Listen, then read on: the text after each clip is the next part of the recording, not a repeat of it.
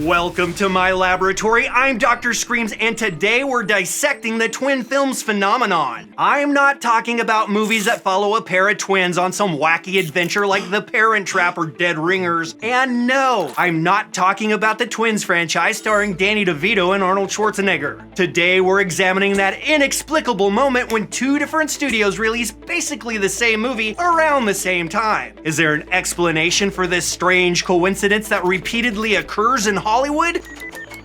Maybe. It happens a lot more than you might think. From volcanoes to asteroids to insects and even magicians, twin films have fascinated, infuriated, and frustrated moviegoers for decades. Because I mean, who wants to see the same movie twice? Not me. So double the action, double the drama, and double the fun as we drop into the rabbit hole of the twin films phenomenon. Welcome to my world. The golden rule of the twin films phenomenon? Despite pedigree or production value, it's almost always the twin that arrives first that does better at the box office, so it's really a heated race. Do you want a bit of history? I'm not sure who coined the term twin films. It's a problem that has plagued Hollywood for decades. This phenomenon stretches all the way back to the golden era of Hollywood, when Paramount and MGM both released their female spy movies Dishonored and Mata Hari around the same time in 1931. Talk about your spy versus spy action. MGM worried that Paramount superstar Marlene Dietrich posed a viable box office threat to their own budding starlet Greta Garbo. Names on the tips of every kid's tongue I know. Don't worry about who they are. If you want to know, go ask your great-grandma. Yeah, what do you want? Just know this marked the birth of the twin films phenomenon. Yes, it did. The problem raged throughout the 1930s and 40s with competing studios releasing several similar films all throughout those early decades. Some twins, like the two different versions of Topaz and the two different versions of Little Man Now What, doubled down and didn't even bother changing their names. So we wound up with a bunch of movies that have the exact same title. Yup, it seems that Hollywood has been running out of new ideas since the very beginning. In the 50s and 60s, studios got a little bit more clever about distinguishing between their twin films, hoping to entice audiences to both movies without turning anyone away. No one wants to lose money at the box office. Some popular twin films of the 70s and 80s might not even be considered twins by today's standards. No one is gonna accuse the Amityville Horror and The Shining of being the exact same movie. They are fraternal twins at best. Two babies born with black hair around the same time at the same hospital are not really twins. The same can be said of The Warriors and The Wanderers. Both are about street gangs, but they couldn't be further away from each other in every way possible. The Howling and Wolfen, Porky's and the Last American Virgin, Wild Style and Beat Street, all movies released around the same time that would definitely be placed on the same shelf at the video store. But are they really twin films? The internet thinks so, but I might tend to disagree. I could watch both at a double feature and not feel cheated or feel like I'm getting ripped off. That's not to say the 80s went without its true twin films. There was a whole spat of switcheroo movies led by Tom Hanks's Big, where adults swapped bodies with teens. Tom Hanks also ignited a popular cop dog genre with Turner and Hooch, and then there's the hotly debated Top Gun versus Iron Eagle debate. We know who wins that one. Do we? Do we know who wins that one? This all brings us into the more modern era of the twin films phenomenon. You two really do look alike. Shut up, Whitney. Audiences really began to notice the twin films phenomenon in the 90s when it seemed like several big-budget, high-concept movies with the exact same plot were arriving in theaters every other weekend. Even Siskel and Ebert had to stop their show and ask what the heck is going on. Basically, it's the same movie. In 1991, we got Mobsters and Bugsy, two gangster films revolving around Bugsy Siegel. By the end of 1994, we had Tombstone and Wyatt Earp, two biopics about the famed Wild West cowboy, both starring Hollywood's biggest leading men. These were quickly followed by Gordy and Babe, twin films about pigs, Showgirls and Striptease, twin films about pigs, exotic dancers.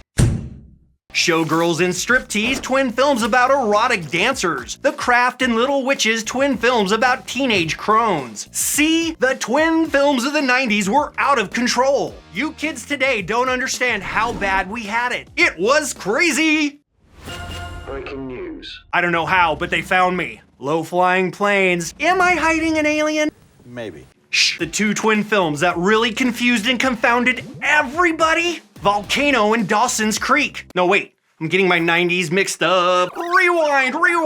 1997's Volcano and Dante's Peak. Both were about volcanic eruptions threatening to destroy a town, and neither was exactly a big box office hit. We have the twin films phenomenon to thank for that. Dante's Peak, coming from Universal Pictures, had Linda Hamilton and Pierce Brosnan racing against the clock to save the world from an exploding mountain, while Fox's Volcano had Tommy Lee Jones snaring at lava. Pick your poison. In one of the tightest races to the box office ever held between twin films, the two movies were set to open within weeks of each other, and it caused a big brouhaha in Hollywood, with both studios scrambling to be first. Universal pulled a sneaky move, beating Fox to the punch, but ultimately both films lost. Unless you count Volcano's "The Coast is Toast" tagline a win, they just don't make taglines like they used to, but I regress. When it came to Dante's Peak and Volcano, this is when audiences started to really complain loudly, even without social media as a handy tool to lob disdain at the Hollywood machine. The Volcano versus Dante's Peak debacle didn't stop studios from going crazy with the twin films concept. 1998 is considered the true year of the twin films phenomenon. We got Armageddon and Deep Impact, both movies dealing with an asteroid threatening to collide with Earth, and the efforts to prevent that from happening. The duel between Armageddon and Deep Impact was just as heated as the one the year before between Volcano and Dante's Peak. Hollywood learned nothing. The tone of the two movies is wildly different. Michael Bay was in the midst of perfecting his own particular Bayham with the bombastic action of Armageddon, while Deep Impact was the thinking man's version of the same story. These twin films would open within months of each other, and both did okay. Both of these movies won in their own unique way, giving us a 1998 that was rife with the twin films plague. It was worse than the Black Plague. You had to be there. In 1998 alone, we got A Bug's Life and Ants, two animated movies featuring a colony of insects and their struggle against oppression. Then we got The Truman Show and EdTV, two movies that explored the concept of a person's life being broadcast live on television without their knowledge, kind of like DrScreams. Next came Saving Private Ryan and The Thin Red Line, two prestige World War II dramas. This was followed by Dead Man on Campus and The Curve, both involving college students attempting to pass by catastrophe. If you don't know what passing by catastrophe is, just look it up. And finally, we received Dark City and The Matrix, though we must note that The Matrix was actually held until 1999 for fear of competing with Dark City. Both are about alternate realities and the effect on the human psyche, but we all know how that one ended at the box office. Despite coming first and serving as the rare exception to the golden rule that the first twin always thrives, Dark City bombed, and The Matrix became perhaps the most successful movie to ever have a twin. The Matrix, it was pretty good. Put that on your poster.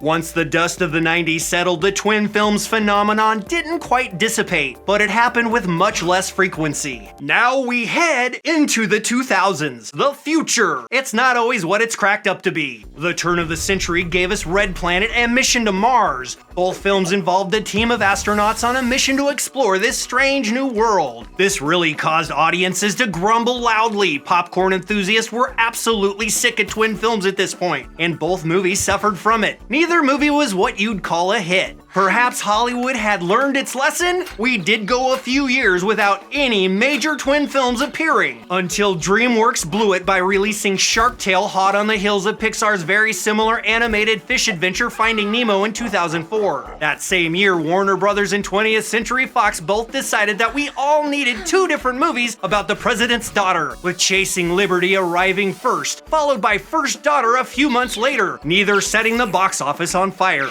The most notable pair of twin films in the aughts were dueling dramas about magicians, both with a compelling pedigree. Neil Berger first delivered The Illusionist in September 2006, then just 1 month later, acclaimed director Christopher Nolan gave us The Prestige. Here we had a pair of movies set in the late 19th century, both exploring the world of magicians, illusionists, and their secrets. Audiences were truly confused and couldn't keep the two movies straight. The Illusionist, The Prestige, The Illusion of a Prestige. I don't know what movie I'm asking a ticket for, just give me a ticket. Boy, it must have sucked to work in the box office that fall. In the end, Nolan's film had the upper hand, and despite arriving second, it's another rare case of the later movie making more of a dent at the box office.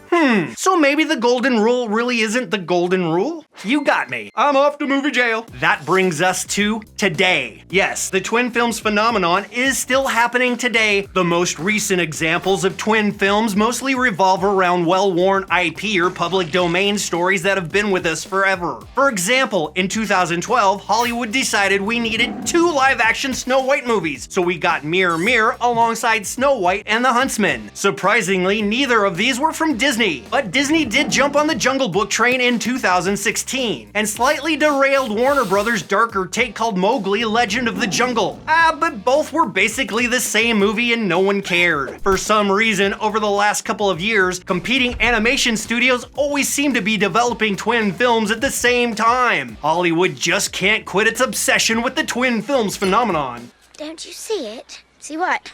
The resemblance between us. Resemblance? Between you and me?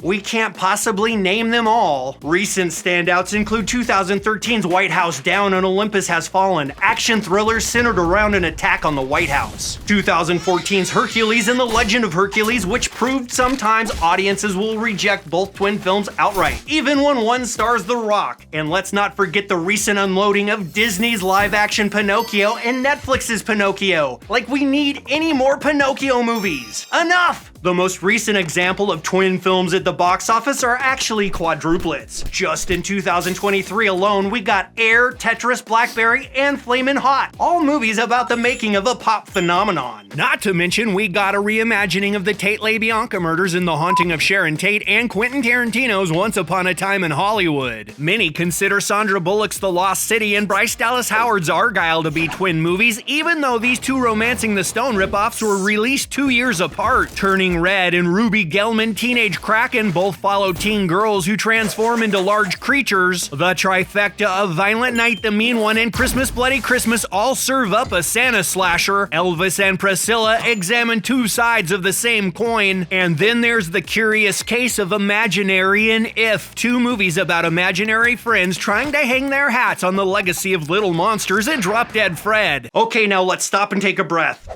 I'm about to die. The twin films phenomenon doesn't include ripoffs, like when Gremlin's success generated Ghoulies, Munchies, Hobgoblins, and Critters, or when E.T. was followed by Mac and Me and Nuki. No, nor does it include the infamous Mockbuster, a movie that's trying to trick you into thinking it's the real deal when it's not. Mockbusters are cheap knockoffs of blockbuster movies. Imagine a Mockbuster is like someone cloned an evil version of you to do bad things. Yep, that's a Mockbuster. A subject for a different classroom. So now we have to ask, why do twin films happen so often? There are a lot of reasons. Back in the 30s, studios were simply competing for the same set of eyes and tried to dupe unsuspecting audiences that didn't know any better, which is basically what still happens today. But the phenomenon usually results from 2 competing studios investing in the same script at the exact same time, and then it becomes a race to the finish line. That's why we'll see twin films hit the box office within a year, a month, or even weeks of each other, as was the case with Dante's Peak and Volcano. Whew, that was a tight race. Some claim industrial espionage is to blame. Others believe twin films result from too many staff members shifting positions between studios, which appears to have been a rampant problem in the 90s. Sometimes the same script can come across several desks before being bought or landing at a particular studio. And other times it's simply because both films are dealing with a very topical issue. This results in what those lunch bellies in Los Angeles call multiple discovery of concept. It's called that so no one gets sued. How does Hollywood avoid twin films?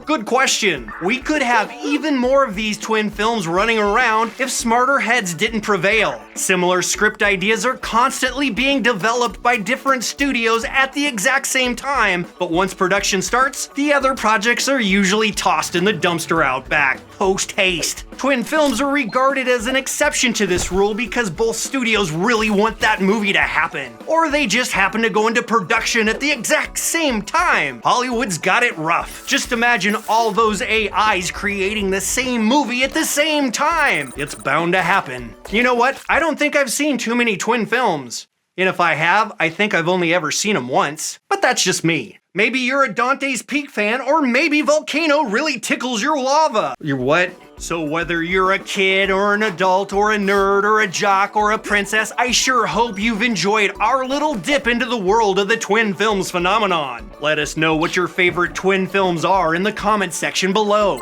If you enjoyed this video, be sure to hit that like button twice, share it with your friends and family, and tell them you saw it at Let's Scream. Until the next time, I'll be chasing down my own doppelganger and forcing him to go play over at DTube. Hey, Dr. Yells, get out of here! Goodbye. Son,